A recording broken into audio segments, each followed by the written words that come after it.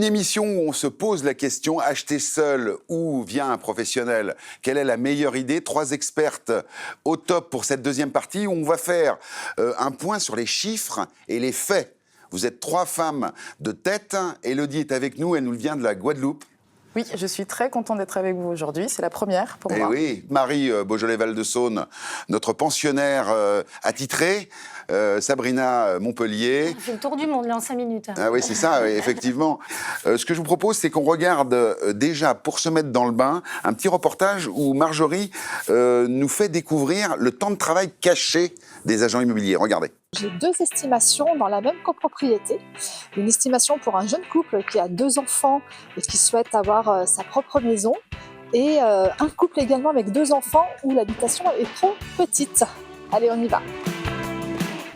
La salle de bain, elle est jolie, tout a été refait. Donc là, on a un petit... Ce que les gens voient, c'est moi en train de faire des estimations. Mais ce qu'ils ne voient pas, c'est tout ce qu'il y a avant et tout ce qu'il y a après. C'est atypique, mais c'est sympa. Hein. Et là, Ce rendez-vous, je l'ai préparé. J'ai lu, relu le dossier, j'ai vérifié les diagnostics, les plans, les servitudes, entre autres. les enfants, ils peuvent dessiner. Ouais, les enfants grandissant. Voilà, ça évite sur les murs. Voilà. Mon travail, ce n'est pas juste de vendre un bien, c'est de le suivre du premier appel jusqu'à la remise des clés. C'est important, si tous ne le font pas. Hein. Oui, non, mais j'en Je suis dans les visites, oui, mais aussi dans les mails, dans les rendez-vous techniques, dans les coups de fil tardifs. Je suis là quand ça coince, quand il faut recaler un calendrier, quand il faut faire le lien entre toutes les pièces du puzzle. Et ça ne se voit pas à l'image, mais ça fait toute la différence. C'est un bien qui va se vendre, il n'y a pas de souci. Entrez. Une belle terrasse, avec une très belle vue. Voilà. Ah ouais, c'est sympa, hein. Ce métier, on le croit simple, mais il faut être de partout à la fois, dans les chiffres, dans les codes, dans la précision et surtout dans la confiance. Oh, mais c'est grand. Bien, bien, nickel.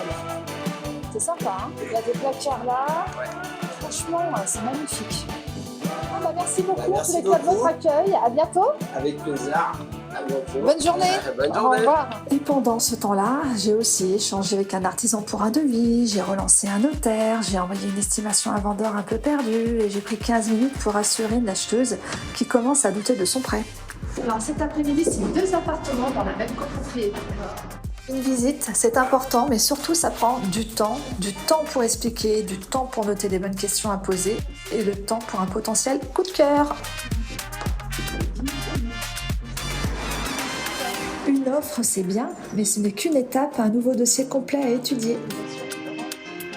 Et pour autant, il ne faut pas oublier de continuer à mettre en image et en valeur les futurs appartements à vendre, sans pour autant les trahir.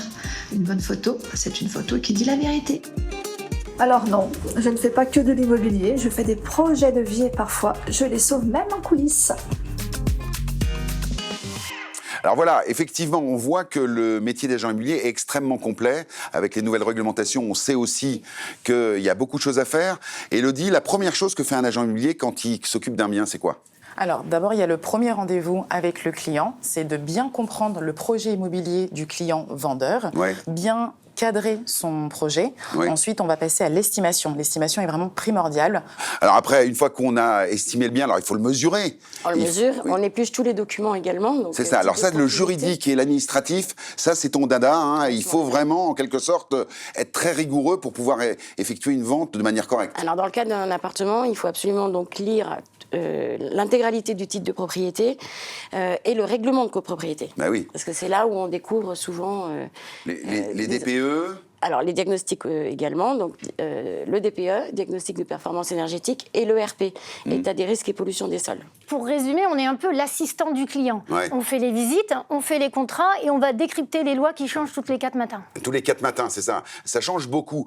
Une fois que la commercialisation est entamée, il faut mettre l'annonce, rédiger l'annonce. Ah, il y a un kit La La marketing. ouais. commercialisation, tout à fait. Ouais. Et après, c'est aussi de bien choisir les clients acquéreurs. Ouais. Donc, de vérifier leur financement. C'est vrai que de plus en plus de vendeurs vendeurs nous demandent systématiquement un dossier financier validé auprès des banques avant de pouvoir organiser les visites. Ouais, une Bon. simulation. Alors on le voit, hein, c'est très complet, ça demande du temps, vous dépensez beaucoup d'énergie à la fois avec les vendeurs et avec les acquéreurs, mais en contrepartie, il y a des frais d'agence. C'est le moment, les filles, de retrouver Vincent Lecamus. Et il nous explique pourquoi les frais d'agence sont toujours déceptifs. Regardez. En fait, ce qui est très intéressant sur le sujet de la commission immobilière, c'est que tout le monde sera toujours déçu. Tu prends un vendeur, s'il vend vite, il est là, mais t'as quasiment rien fait. Pourquoi tu prends la commission? Mais c'était pas ton objectif de vendre vite, justement, parce que je t'ai fait vendre vite au prix, et donc c'est normal que je touche ma commission. Si le bien il est beaucoup plus long à vendre, bah t'es déçu aussi. Et c'est pourquoi? Parce qu'il a travaillé 10 fois plus, l'agent immobilier, parce qu'il a dû faire 10 fois plus de visites. Mais ni lui ni toi sont contents de ce résultat-là. Donc le sujet de la commission, c'est que tu payes une expérience, une compétence, un savoir-faire. Et très souvent, le savoir-faire, c'est comment tu vas réussir à mettre le bien en marché de la manière la plus efficace pour réussir ta vente, réussir ton objectif, qui est soit de maximiser le prix, soit de diminuer le délai de vente. Et pour ça, maintenant, il y a des nouveaux outils qui vont rendre le professionnel de l'immobilier plus efficace et plus précis. Et connaître et maîtriser ces outils-là, ça a une valeur. Oui, alors très bien, mais là, on parle du vendeur, donc maximiser le prix, donc vendre plus cher, c'est ça? C'est ça votre objectif? Non, les je pense filles... qu'il faut voir le sujet différemment. C'est pas de savoir combien va me coûter l'agence immobilière, mais combien elle va me faire gagner. Donc c'est vraiment voir mais le là, problème. c'est côté vendeur. Oui. Et côté acheteur, alors, parce que moi, quand je suis acheteur, je vais acheter moins cher. Comment ça se passe? Il faut négocier, Bruno. Ah voilà, c'est ça. Tu sais bien négocier, toi. Je sais très bien négocier. Donc tu peux faire une vente en particulier. Oui, c'est ça. Non, je préfère passer par un professionnel, honnêtement, même à titre personnel. Parce qu'effectivement, c'est beaucoup de temps, beaucoup de choses à vérifier. Moi, je pense que les gens qui passent en particulier, je pense qu'ils réparent leur voiture également en regardant une vidéo sur les réseaux sociaux. Ouais. Et puis c'est chacun Je pense son que métier.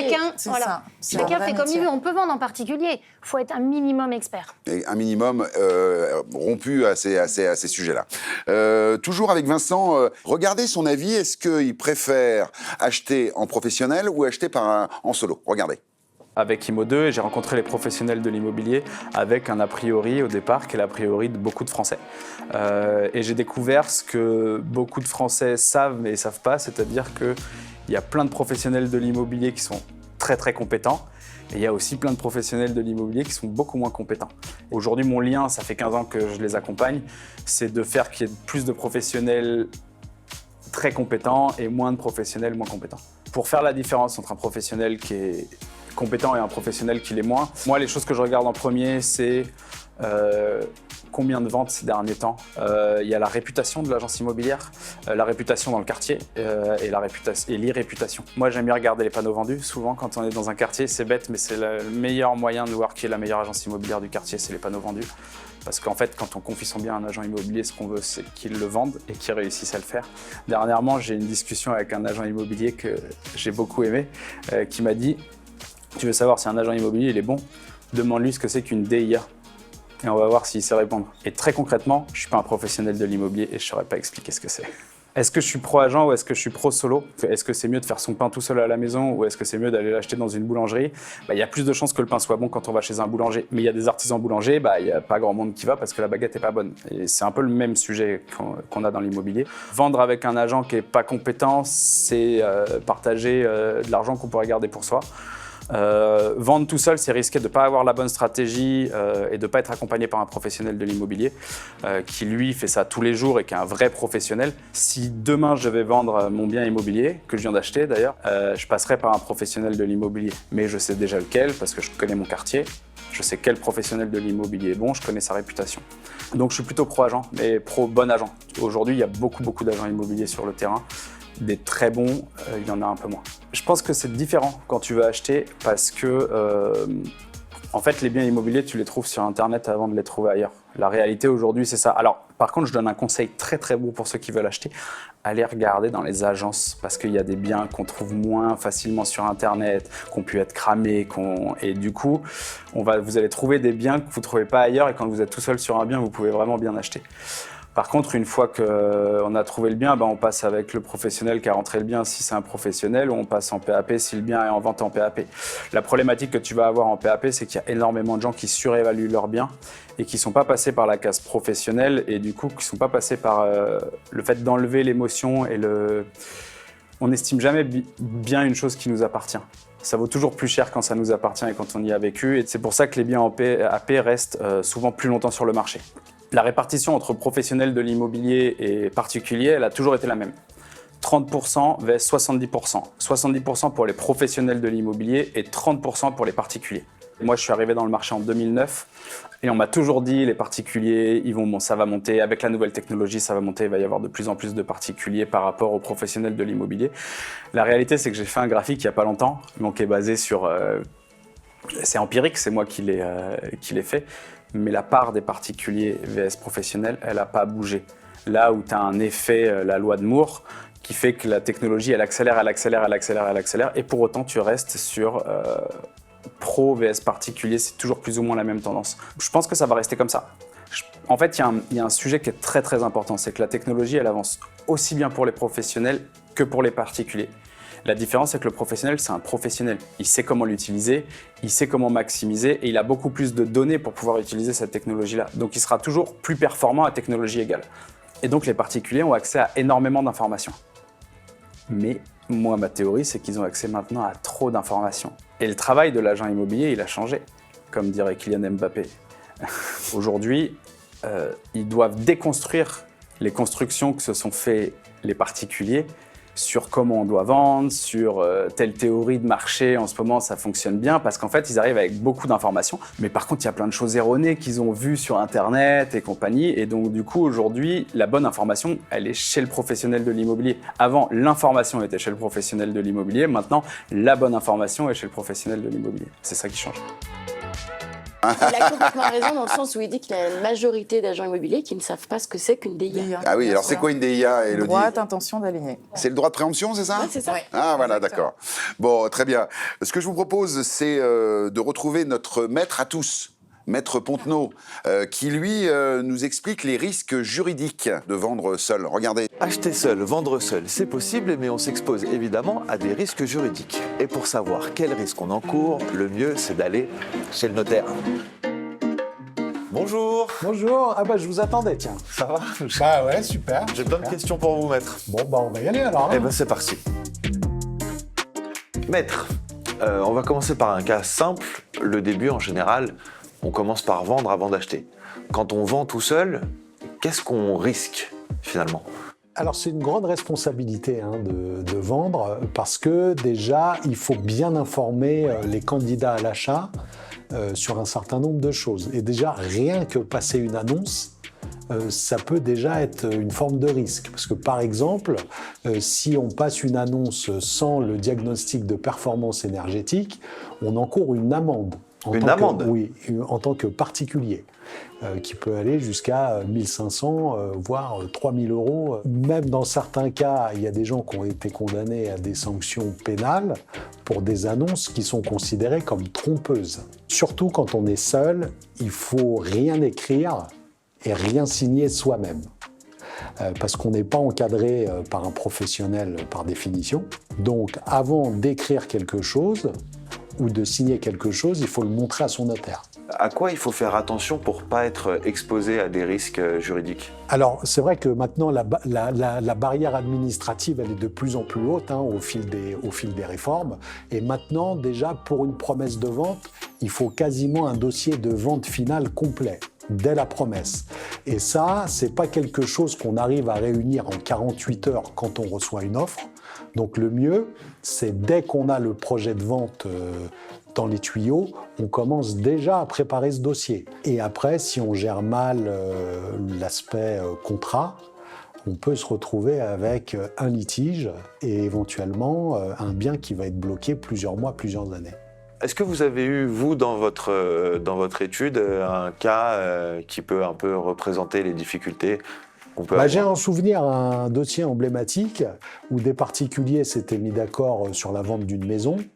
Ils avaient fait tous les diagnostics, c'était plutôt pas mal fait, mais ils avaient oublié le diagnostic sur l'assainissement, qui était obligatoire dans ce cas-là. Donc moi, j'avais averti sur le fait que ça manquait. Il avait été réalisé en bout de piste, vraiment à la fin du dossier, et on a découvert à ce moment-là qu'il y avait 25 000 euros de travaux obligatoires. Et donc dans ce cadre-là, qui paye? Personne n'a envie de payer. C'est le genre de situation typique dans laquelle on peut se retrouver si, au départ, on n'est pas accompagné par des professionnels. Du coup, qui a payé? Moitié-moitié.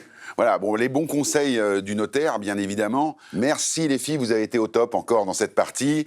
C'est le moment de retrouver Amal, ancienne avocate. Elle va nous éclairer dans cette émission avec des bons conseils. Elle a été voir pour sa première une acheteuse qui est passée par un particulier et qui a eu des mauvaises surprises. On regarde. Bonjour Fanny. Bonjour Amel. Merci de me recevoir chez toi. On est dans ta maison, tu as fait un achat d'une résidence principale et à côté, au fond de la cour, il y a une dépendance que tu voulais exploiter en location courte durée. Tu as acheté directement auprès d'un vendeur et là, ça s'est pas très bien passé. Oui, effectivement. Donc nous, on a acheté directement auprès d'un vendeur. On n'est pas passé par une agence immobilière. Il faut savoir que cette maison, c'était un véritable coup de cœur quand on l'a visitée. On est passé avec le notaire du vendeur et on s'est rendu compte par la suite qu'il y avait des petits soucis, notamment au niveau des canalisations. C'est pas quelque chose qu'on avait pu tester avant. On n'a pas testé les toilettes avant d'emménager. Et malheureusement, du fait qu'il y avait une grosse haie sur un des bords de la maison, on s'est rendu compte par la suite que tout avait été bouché. Au niveau des canalisations, c'était des anciennes canalisations en béton et du coup toutes les racines étaient passées à l'intérieur, donc de gros travaux supplémentaires. Donc normalement, l'assainissement ne devait pas être conforme. Exactement. Alors il y avait un autre sujet au niveau de la dépendance. Tu avais un devis travaux qui t'a été fourni par le vendeur et au final, les travaux étaient beaucoup plus élevés. Oui, alors au niveau de la dépendance, donc on savait qu'on allait avoir beaucoup de travaux, elle était à refaire vraiment entièrement. Seulement, le vendeur avait fait des estimations, des devis, et nous, c'est vraiment un achat coup de cœur, donc on s'est un peu précipité, on n'a pas établi de devis supplémentaires et on s'est rendu compte que les prix qui étaient annoncés étaient vraiment en dessous des travaux à réaliser. Ok, donc c'était beaucoup plus cher au final. Ah oui, bien sûr. Alors enfin, sur l'opération immobilière en elle-même, tu voulais faire une division pour éventuellement revendre la dépendance à part. Pour ça, il faut absolument qu'il y ait une servitude de passage. Le vendeur s'était engagé à ça en te disant qu'il n'y avait pas de souci, mais le notaire du vendeur te dit autre chose. Exactement, au niveau de la servitude, donc le notaire nous précise qu'avec le PLU actuel, il n'est pas possible de diviser et c'est vraiment quelque chose qu'on souhaitait faire dans les années à venir, c'est-à-dire garder notre résidence principale et vendre en tant que résidence secondaire le gîte. On voit que ça ne se passe pas toujours bien de particulier à particulier. Tu es investisseuse, ancienne avocate, tu connais bien l'immobilier et tu as envie pour ta première de nous donner 3 conseils pour acheter correctement de particulier à particulier. Alors effectivement, il y a 3 conseils vraiment extrêmement importants lorsque l'on veut acheter directement par un particulier. Le premier, il a l'air basique, mais il est fondamental, c'est passer directement par son propre notaire. Beaucoup trop de personnes prennent le notaire du vendeur parce qu'ils ont envie de se faciliter la tâche, mais le notaire à la transaction, quand c'est le sien, c'est le même prix, mais au moins c'est son avocat personnel. Il va vérifier vraiment tous les éléments juridiques. Là, comme en l'occurrence sur le reportage, il y avait des éléments sur la division, sur le PLU à vérifier. Et là, prendre son propre notaire, ça garantit la bonne égalité de la transaction. Après, le deuxième élément, c'est vraiment de confirmer les devis travaux. Ça a l'air là aussi évident, mais beaucoup de personnes se fient sur les devis fournis par les agences immobilières ou par les vendeurs. Il faut faire des contre-visites. Si vous ne connaissez personne, il y a des sites internet dédiés de mise en relation. Et il y a aussi les mairies qui sont donneuses de bons contacts. Alors le troisième conseil aussi, et ça c'est le piège numéro 1 pour les personnes qui achètent en particulier, par un particulier, c'est la bonne surface. On a l'impression d'acheter la bonne surface, mais au final, il faut savoir que quand le diagnostiqueur de performance énergétique vient faire donc son diagnostic, il y a une déclaration sur la surface. Notamment sur l'achat d'une maison individuelle qui est hors copropriété. La loi Carrez n'est pas obligatoire. Donc là, la loi Carrez, on rappelle, c'est mesurer par un tiers, je dirais, la surface habitable. Exactement. Donc là, ce sont des annonces très fréquentes sur Le Bon Coin, par exemple. Le vendeur annonce qu'il vend un 300 m², mais parfois, c'est une mention qui est juste déclarative, faite par le vendeur auprès du diagnostiqueur. Uniquement pour les maisons, hein, on est d'accord. Maison individuelle sans copropriété. C'est uniquement dans ce cas-là, mais c'est pas mal de transactions sur le marché. Donc mon bon conseil, c'est de prendre les services d'un diagnostiqueur privé, ça coûte 100 € et vous demandez un certificat Carrez. Elle est parfaite. Amal, tu vas revenir nous donner tes bons conseils dans l'émission. Merci beaucoup. Les Je filles, voudrais simplement rebondir sur les ce que filles, vient de oui, dire qu'est-ce que vous Amal. avez à dire? Ouais. En fait, les nouveaux propriétaires ont 1 an pour faire un recours si la superficie n'est pas la bonne. Bon, c'est la fin de cette deuxième partie. Merci beaucoup, les filles. On va lancer le récap. En fin d'émission, ne ratez pas la banane de la semaine avec Maxime. Et surtout, l'invité du samedi, c'est Natacha Calestrémé, qui est spécialiste du développement personnel. Ne ratez pas la fin d'émission, vous allez voir, c'est excellent. On retrouve d'ailleurs l'intégralité de cette interview sur M6+. En attendant, on fait le petit récap de cette partie. Les principales décisions de se passer des professionnels du secteur sont pour 85% des sondés le prix du service jugé bien trop élevé. En contrepartie, les agences sont considérées comme efficaces à 66% et fiables à 61%. L'image de l'agent immobilier en France évolue, même si aujourd'hui seulement 54% des Français ont une image positive des professionnels du secteur.